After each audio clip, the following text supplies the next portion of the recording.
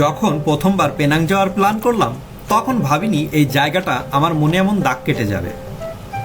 এই যাত্রা শুরু হয়েছিল এক সকাল থেকে। রাস্তায় গাড়ির চাকা ঘুরছে, জানালার বাইরে পাহাড়, সবুজ গাছ আর একের পর এক সুন্দর দৃশ্য। পেনাংয়ের পথে যত এগোচ্ছিলাম ততই মনে হচ্ছিল প্রতিটা মুহূর্ত যেন একটা গল্প বলছে।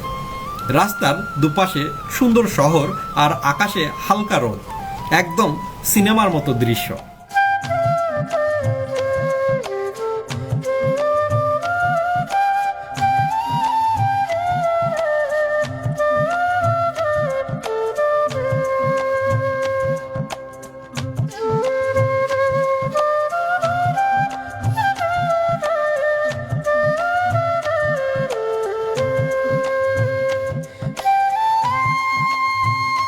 কিছুক্ষণ পর সামনে দেখা দিল পেনাং ব্রিজ।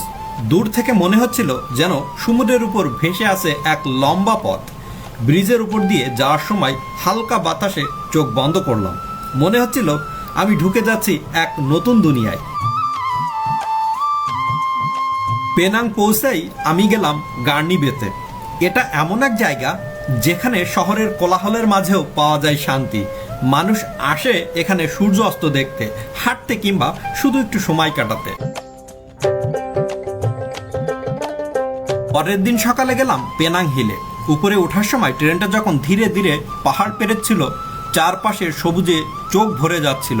উপরে গিয়ে যখন শহরটা দেখলাম, পুরো পেনাং যেন হাতের মুঠোয়।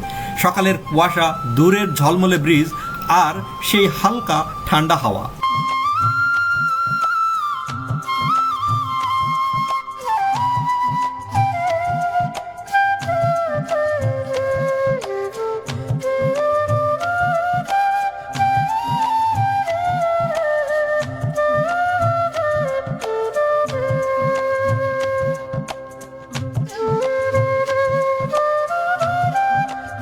টাউন হলের সামনে দাঁড়িয়ে মনে হচ্ছিল শত বছরের আগের ইউরোপীয় কোনো শহরে দাঁড়িয়ে আছি। জর্জ টাউনের সৌন্দর্য এক কথায় টাইমলেস। এটা শুধু একটা শহর না, এটা একটা অনুভূতি। তারপর আমি গেলাম আপসাইড ডাউন মিউজিয়ামে। সবকিছুই উল্টো, চেয়ার, টেবিল, এমনকি পুরো ঘরটাই উল্টে আছে।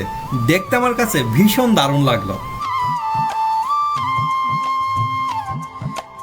দিনের শেষে আমি চলে গেলাম বাতুফিরিঙ্গি বিচে। তো এখানে যাওয়ার পর আমি দেখলাম সুন্দর সুন্দর ফায়ার ওয়ার্ক হচ্ছে, যেটা দেখে আমার ভীষণ ভালো লাগলো। আপনি যদি পেনাংয়ে যান অবশ্যই বাতুফিরিঙ্গি বিচে ঘুরে আসবেন। এখানকার দিনের বেলা একরকম দৃশ্য পাবেন এবং রাতের বেলার দৃশ্য অন্যরকম।